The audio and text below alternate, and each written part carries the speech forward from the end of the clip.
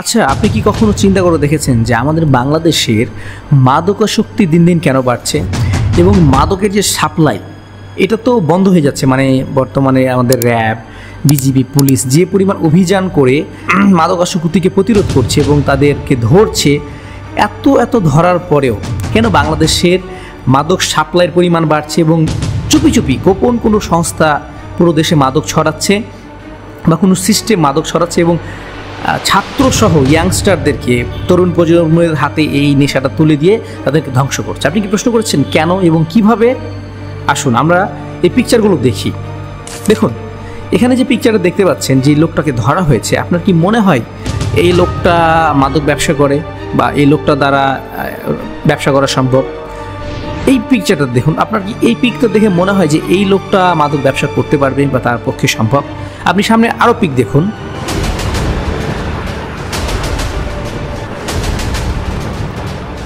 এখন এই পিকগুলোতে এই পিকগুলো যে আপনি দেখলেন, যাদেরকে দেখলেন, তাদেরকে দেখে কি মনে হয় যে তারা মাদক ব্যবসা করবে? না, তাদেরকে দেখে মনে হয় যে তারা নিজেরাই মনে হয় মাদক সেবন করে। হ্যাঁ, এটা শুধু মনে হয় না, এটা বাস্তব। এরা হচ্ছে সাধারণ মানুষ, এরা কেউই মাদক ব্যবসায়ী না। এখন আপনাদের প্রশ্ন হতে পারে যে ভাই, ওরা যদি মাদক ব্যবসায়ী নাই হতো তাহলে ওদেরকে কেন ধরলো?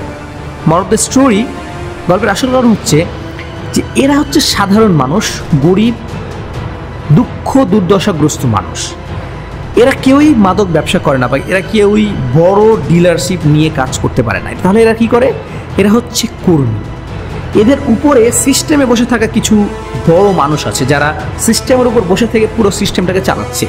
অর্থাৎ ওই মানুষরা যারা ডিলারশিপ নিয়ে কাজ করছে বা পুরো দেশে মাদক ছড়াচ্ছে, তারা এই সকল মানুষদেরকে ধরে ধরে কিছু টাকার লোভ দেখিয়ে তাদেরকে দিয়ে সাপ্লাই করাচ্ছে বা ডেলিভারি দেওয়াচ্ছে।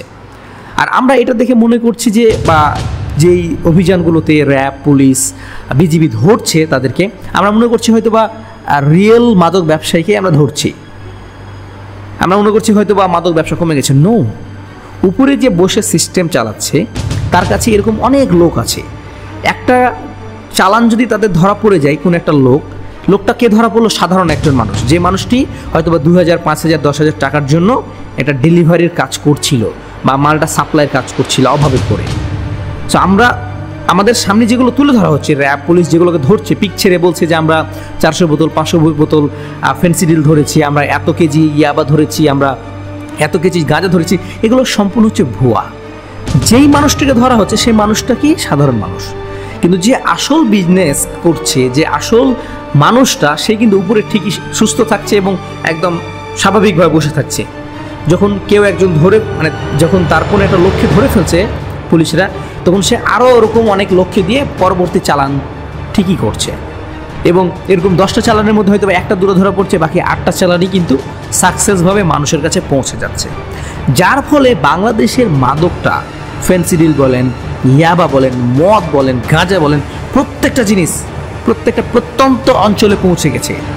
ছাত্রদের হাতে, ছাত্রীদের হাতে, ব্যবসায়ীদের হাতে, যুবক যুবতী সবার হাতে, যারা ছোট ছোট বাচ্চা তাদের হাতেও এই নেশাটা পৌঁছে গেছে এবং তারা সহজে এটা পেয়ে যাচ্ছে বলে তারা এটার প্রতি আসক্ত হয়ে যাচ্ছে। So that is the main reason, যেই কারণে আমাদের বাংলাদেশের মাদকাসক্তির দিক থেকে আমরা দূরে থাকতে পারছি না বা আমরা মাদকটাকে এই সমাজ থেকে মুছে ফেলতে পারছি না। কারণ আমাদের সিস্টেমটাই খারাপ হয়ে আছে, আমাদের সিস্টেমের মধ্যেই গড়বড়। আমাদেরকে দেখানো হচ্ছে অনেক কিছু, কিন্তু বাস্তবতা হচ্ছে তার উল্টোটা। সিস্টেমের উপরে যারা আছে তারা ঠিকই সিস্টেম চালাচ্ছে, সাধারণ মানুষকে কিছু তথ্যচিত্র দিয়ে ভুলভাল বুঝিয়ে এভাবে রাখা হয়েছে। সো এটা তখন পর্যন্ত বা ততক্ষণ পর্যন্ত সমাধান হবে না, বা আমরা আমাদের দেশ থেকে, আমাদের সমাজ থেকে মাদকাসক্তি দূর করতে পারবো না যতদিন না এই সিস্টেম পরিবর্তন হচ্ছে। আর আমার মনে হয় না যে সিস্টেম এত তাড়াতাড়ি পরিবর্তন হবে। তাহলে কি করতে হবে? আমাদের নিজেদেরকে সচেতন হতে হবে।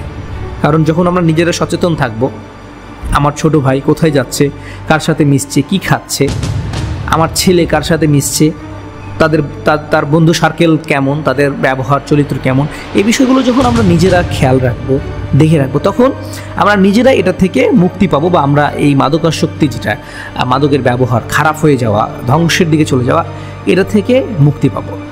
আদারওয়াইজ এটা পসিবল না।